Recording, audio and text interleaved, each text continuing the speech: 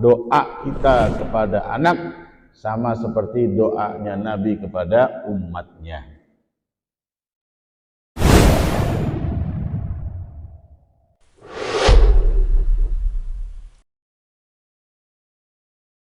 Kemudian juga tentang Siti Masyitoh. Masyitoh itu artinya sebenarnya adalah tukang sisir, anak perempuannya Fir'aun. Itu arti Masyitoh, wanita penyisir anak perempuannya Fir'aun. Ketika lagi menyisir rambut anak perempuannya Fir'aun, sisirnya jatuh. Masyitoh mengucapkan Bismillah ta'isa Fir'aun, dengan nama Allah celakalah Fir'aun. Mendengar itu putrinya mengatakan, wahai Masyitoh, adakah Tuhan selain bapakku? Maka dijawab, Tuhanmu, Tuhanku dan Tuhan bapakmu adalah Allah Subhanahu wa ta'ala. Kemudian anaknya Fir'aun mengatakan, saya laporkan kamu ke bapak. Silahkan laporkan. Akhirnya dilaporkan ke bapaknya yaitu Fir'aun. Fir'aun panggil Masyitoh, diancam untuk dibunuh. Kemudian Masyitoh mengatakan, kalau kamu ingin membunuhku, bunuh kami semuanya, jadikan kami satu tempat. Akhirnya dipanggil suaminya dan kedua anaknya. Satu anak kecil, satu bayi masih menyusu. Kemudian Fir'aun perintahkan tentaranya untuk membuat minyak yang mendidih di wajan yang sangat besar. Kemudian dilemparkan satu persatu Masyitoh dan suami serta anaknya dari atas. Pertama suaminya meluncur. Kemudian anaknya yang nomor satu menceburkan dirinya. Kemudian ketika Masyitoh mau menceburkan dirinya bersama bayi yang digendong, maka Masyitoh merasa iba, merasa kasihan terhadap bayinya. Akhirnya Masyitoh mundur. Kemudian saat itulah bayi yang sedang disusui itu berbicara. Wahai ibuku, maju, jangan mundur, nyemplung. Ini bayi yang berbicara.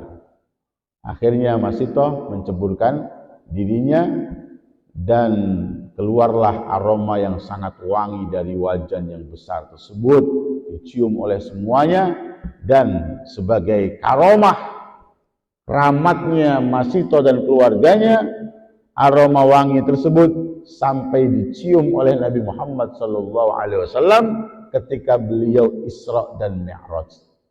Sehingga disinilah muncul cerita bagaimana Masyitoh bersama keluarganya disampaikan oleh Rasulullah SAW kepada umatnya, kepada para sahabatnya, kisah Masyitoh, karena Nabi Muhammad mencium aroma wangi dan bertanya kepada malaikat Jibril, aroma wangi apa ini wahai Jibril? Jibril menjawab, ini aroma wangi Masyitoh bersama keluarganya yang dihukum mati, disiksa oleh Fir'aun. Inilah bayi-bayi yang berbicara. Di antaranya adalah Nabi kita Muhammad sallallahu alaihi wasallam. Setelah Nabi kita Muhammad sallallahu alaihi wasallam dilahirkan, kemudian ibundanya Siti Aminah mengirim utusan untuk menemui kakeknya Abdul Muttalib. Abdul Muttalib mendapatkan kabar tersebut bahwasannya cucunya lahir yaitu laki-laki, maka beliau bergembira, senang luar biasa. kemudian mendatangi cucunya, memandang cucunya dengan gembira. Kemudian Siti Aminah menceritakan kepada Abdul Muttalib bagaimana keajaiban-keajaiban ketika Aminah hamil dan ketika Aminah melahirkan. Di antaranya adalah keluar cahaya dari perut Siti Aminah, yang mana dengan cahaya tersebut beliau Aminah bisa melihat istana-istana yang ada di negeri Syam. Dan ini menandakan bahwasannya cahaya Islam akan sampai ke negeri Syam yang saat itu dikuasai oleh orang-orang Romawi, dan di situ banyak orang Yahudi dan orang Nasrani.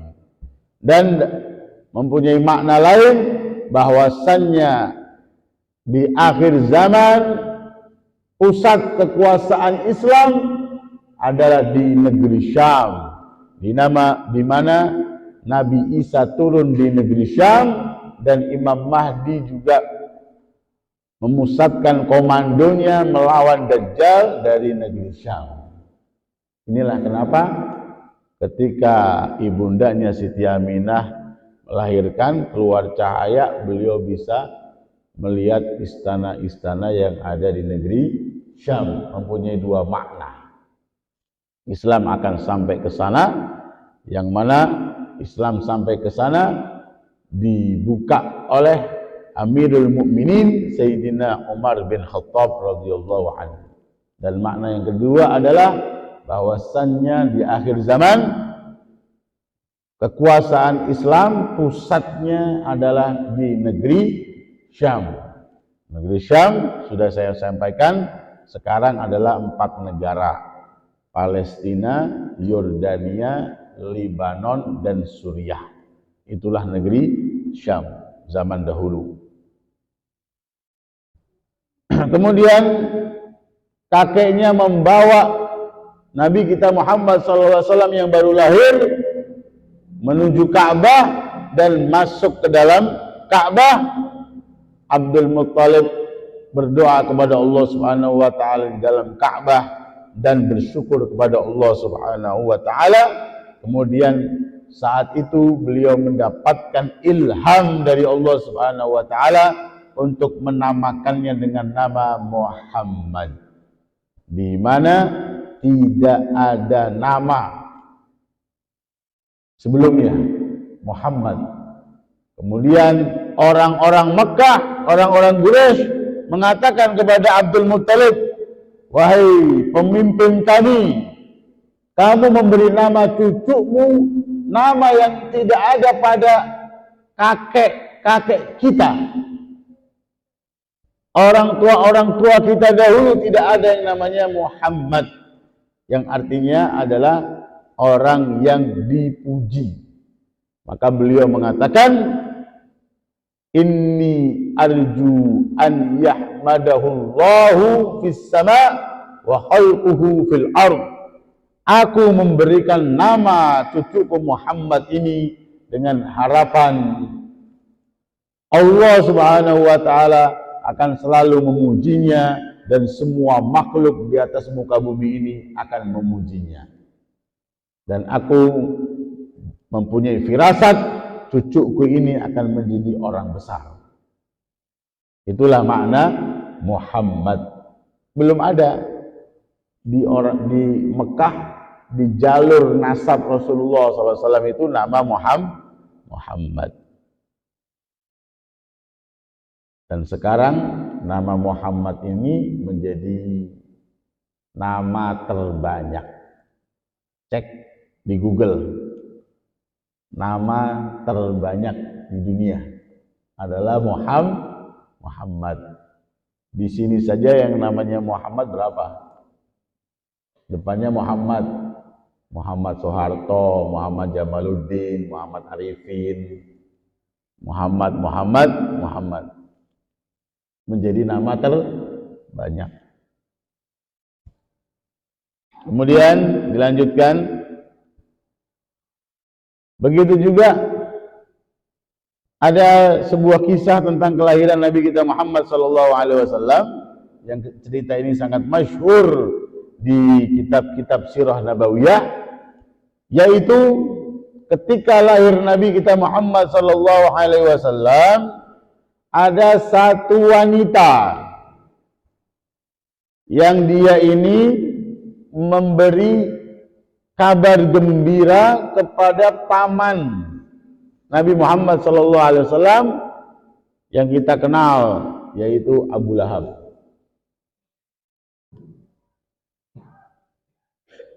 Wanita ini adalah budaknya Abu Lahab, namanya Suwaibah.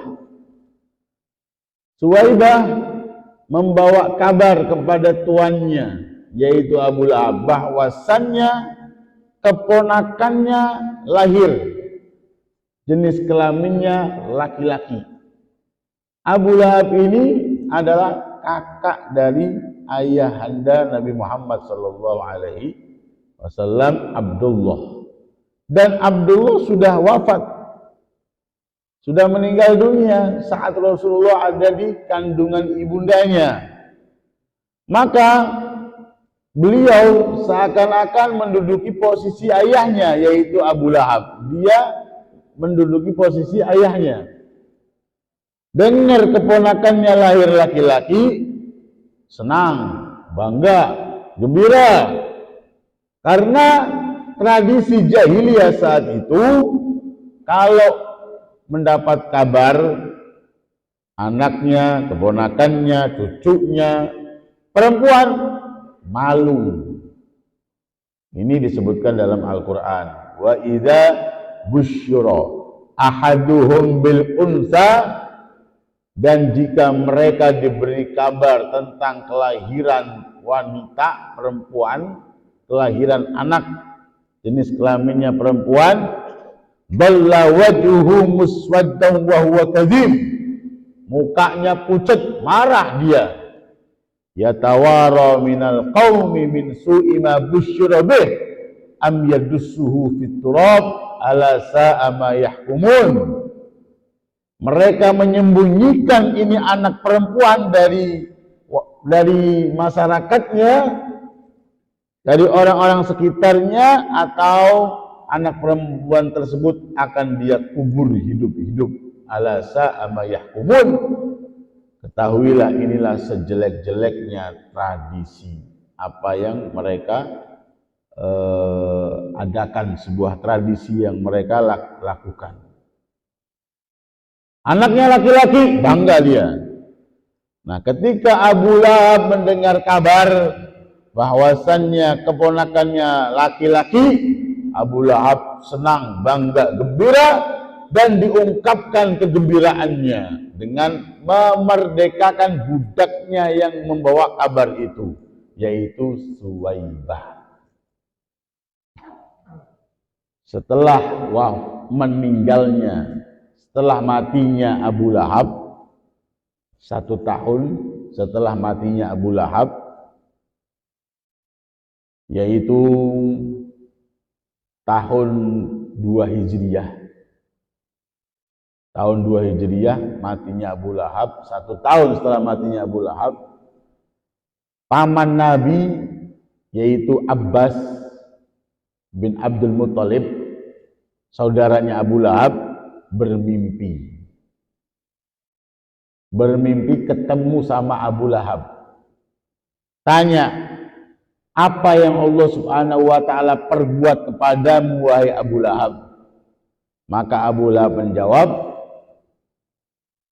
aku tidak mendapatkan kenikmatan sedikit pun. Aku merasakan kesusahan dan siksa. Hanya saja setiap hari Senin Allah Subhanahu wa ta'ala memberikan aku minum yang keluar antara ibu jari dan jari telunjuk. Ini ada sebuah lubang atau cekukan antara ibu jari dan jadi telunjuk, ada cekukan, di situ ada air yang saya hisap setiap hari Senin, dan Allah ringankan azabku setiap hari Senin. Ini dibawakan oleh seorang ulama yang bernama Al-Imam Al-Jazari. Beliau terkenal dengan pencetus ilmu tajwid. Al-Imam Al-Jazari menceritakan, meriwayatkan kisah ini. Kemudian kisah ini dikomentari oleh seorang ulama pakar hadis yang bernama Ibnu Nasiruddin Ad-Dimashqi. Beliau mengomentari dengan membawakan syair, "Idza kana hadza kafiran jaa dhammuhu wa tabbat yadahu fil jahimi mukhallada." Kalau ini orang kafir, sudah jelas kehinaan dia, yaitu Abu Lahab, dan juga dalam Al-Quran, nas Al-Quran, vonis celaka, masuk neraka selama-lamanya. Ata annahu fi yaumil itsnaini daiman yukhaffafu anhu lis-sururi bi ahmada. Bahwasanya diriwayatkan setiap hari Senin Abu Lahab ini diringankan azabnya. Karena apa? Gembira dengan kelahiran Nabi Muhammad SAW. Gembiranya bukan karena Nabi Muhammad bakal jadi Nabi dan Rasul. Gembiranya hanya karena jenis kelaminnya laki-laki itu saja. Tapi Allah Subhanahu wa Ta'ala tidak tinggal diam. Siapa saja orangnya yang dia ini perhatian dengan Nabi Muhammad SAW seminimal mungkin, bahkan perhatian dengan senang akan kelahirannya karena laki-laki saja, Allah Subhanahu wa Ta'ala ringankan azabnya Abu Lahab. Famadhannu bil abdil ladzi kana umruhu bi ahmada masruran wa mata muwahhida. Maka bagaimana kiranya seorang hamba yang dia ini sepanjang hidupnya bergembira dengan Nabi Muhammad SAW dan wafat dalam keadaan bertauhid, wafat dalam keadaan Islam. Sebagaimana tradisi Maulid Nabi Muhammad SAW. Sebagaimana tradisi Maulid itu kan ungkapan gembira, kreativitas umat Islam dalam mengungkapkan gembira atas lahirnya Nabi Muhammad SAW.